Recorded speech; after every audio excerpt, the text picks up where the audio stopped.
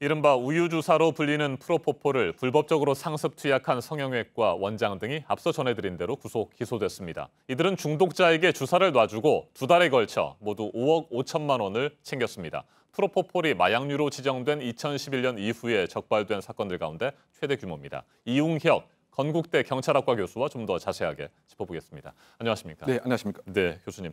강남의 유명 성형외과 원장입니다. 프로포폴을 불법 투약한 것도 모자라서 원가가 2,908원인 20ml짜리 프로포폴 한 병을 50만 원을 받았어요. 172배나 뻥튀기해서 받았다는 건데 문제가 아주 심각합니다. 네, 그렇습니다. 더군다나 이제 그 의료인이라고 하면 그 네. 보건 건강을 가장 우선 가치로 생각을 해야 되는데 그러기는 그 고사하고 이것을 그 악용해서 자신이 그 부당한 그 이익을 올린 것이죠. 그래서 이 프로포폴이 그 불법으로 지정된 이후에 프로포폴의 양도 가장 많이 그 현재 투약한 걸로 알려져 있습니다. 네. 2만 밀리미터 훌쩍 넘고요. 더군다나 그 불법으로 얻은 액수 자체도 5억 원이 훌쩍 넘기 때문에 프로포폴로 이용한 불법 수익액으로 치고는 가장 그 높은 것이다 이렇게 그 봐야 될 것 같습니다. 네. 그만큼 일정한 그 수요가 분명히 그 있기 때문에 경제적인 어려움이 있는 이와 같은 일부 그 의사들은 의사의 양심도 그 저버리고 이와 같은 일을 벌이는 것이 아닌가 생각이 듭니다. 네, 그동안 적발을 피하기 위해서 진료 기록부를 허위로 작성했다고 합니다. 프로포폴을 투약했음에도 불구하고 투약하지 않은 것처럼 허위로 작성했다는 것이겠죠? 네, 그렇습니다. 그렇다고 본다면 이제 의료법 위반도 함께 네. 그 있는 것으로 그 봐야 될 것 같습니다. 그 진료 기록부를 그 100여 차례 이상 허위로 기재하는 거 하면 또 그 마약류 통합 관리 그 시스템에 이와 같은 사용에 있어서 입력을 해야 되는데 네. 이것을 이제 고의적으로 그 누락을 했다 이렇게 봐야 될 것 같고요. 이것뿐만이 아닙니다. 무엇인가 하냐면 이른바 그 영업을 그 하기 위해서 소위 그 전에 근무했던 영업 실장을 통해서 네. 가짜 환자들을 그 모았다고 하는 것도 더 충격적인 것 같습니다. 이 가짜 환자들을 모으는데 병원에서 고급 그 승용차를 그 제공을 또 한 거죠. 네. 그래서 이제 이것에 소속되어 있던 그 병원 그 직원이 이 프로포를 갖고 호텔에 가서 직접 그 투약하기도 했다.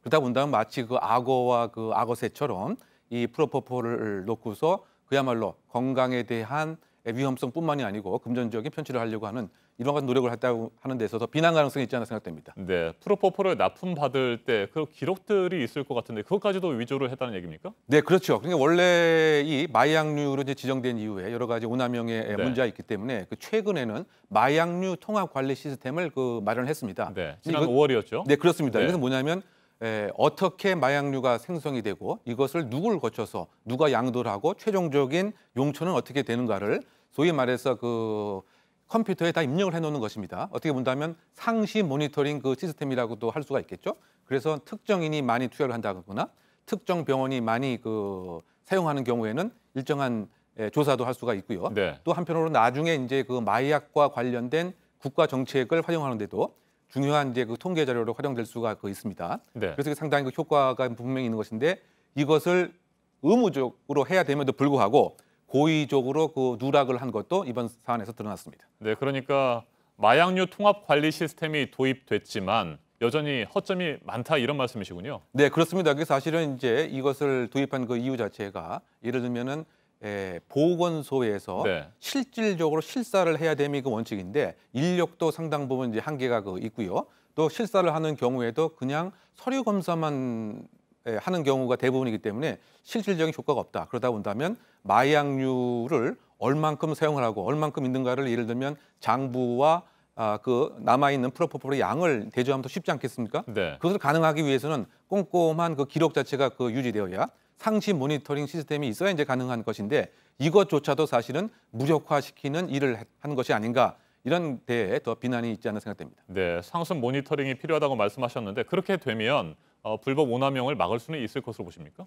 그 아무래도 이제 중요한 것은 저는 그 수요에 대한 감축이 더 중요하지 네. 않은가 생각됩니다. 물론 이와 같은 시스템을 통해서 소위 말해서 공급하는 측에서 일정한 범죄에 대한 억제 효과가 분명히 있겠죠. 근데 그럼에도 불구하고 수요가 계속 그 있다고 한다면 이것을 다시 빼내는 그런 방법들이 분명히 그 있긴 합니다. 최근에 그 문제가 됐던 것도 이것을 완전히 사용하고 폐기를 해야 되는데 예를 들면 남아 있는 것을 일부를 다 모아갖고 네. 한 곳에 두었다가 이것을 또 사용한다든가 이것은 결국은 이제 그 수요가 분명히 그 있기 때문에 이런 공식적인 상시 모니터링 시스템이 존재한다고 하더라도 수요가 계속 그 존재하는 한 공급은 있을 수밖에 없는 것이 아닌가 이렇게 생각이 되기 때문에 결국은 공급 축소 정책과 더불어서 이것에 있어서의 오남용의 위험성 이것도 많은 그 잠재적인 프로포폴 수요자에게 좀 홍보하고 알릴 필요도 있지 않나 생각됩니다. 네, 32살 장모 씨는 6달 동안 말이죠. 서울 강남 일대 병원을 돌면서 2억 원어치의 프로포폴을 맞았다고 합니다. 그만큼 중독성이 강하다는 얘기인데 어느 정도인가요? 그러니까 처음 한 번 사용하는 사람은 이제 이게 중독이 되지 않겠죠. 네. 그런데 이것이 어느 수를 넘어가게 되면 소위 말해서 뇌에 그 내성이 생기게 됩니다. 바꿔 얘기하면 그 양 자체를 계속 늘려 나갈 수밖에 없는 이와 같은 상황인데요. 이번 그 사례에서도 이 그 장모 씨는 소위 말해서 유력 재력가의 자제로 알려져 있습니다. 네. 그런데 이거 중독이 얼만큼 심한 것인가 하면 정신병원에 함께 치료를 받고 있을 때도 이 프로폴을 맞으려고 하는 노력을 하는가 아하. 하면 이번 사안과 관련돼서 구속영장이 청구돼서 기각이 되었을 때 그때도 사실 또 프로포폴을 이렇게 맞으려고 했다고 하는 점을 봐서는 그 중독성이 특히 그 개인적인 성향에 따라 차이가 있긴 합니다만 우리가 생각하는 것 이상으로 중독성이 상당히 심할 수도 있다 이렇게 생각이 됩니다. 네, 2011년에 이 프로포폴이 마약류로 지정이 됐습니다만 현재 더 큰 문제는 이게 뭐 병원이라든지 이런 데를 통해서 공급받는 것이 아니고 인터넷을 통해서도 거래되고 있다는 사실이에요. 네, 그렇습니다. 네. 그 수 자체가 매년 증가하고 있습니다. 몇 년 전에는 한 30여 건에 불과했는데 지금은 100건까지 훌쩍 올라왔던 거죠. 그래서 각종 마약이 음모를 사용해서 인터넷에서 이렇게 전달이 되기도 하고 말이죠. 몇 년 전에도 제주도에서는 대학생이 포함된 인터넷 판매가 분명히 이루어졌습니다. 네. 이 프로포폴에 대한 수요가 분명히 있었기 때문에 말이죠. 그만큼 이제 우리나라가 마약 청정국이 아니면 이제 물론이고 이와 같이 의료 목적으로만 사용되어야 될 것이 다른 목적으로 사용되고 있다. 뭐 예를 들면 이제 머리 좋아지는 약이라든가 이것도 이제 오남용이 되고 있는 것과 마찬가지로 프로포폴 같은 경우는 마치 이제 스트레스를 해소할 수 있는 것은 아니냐.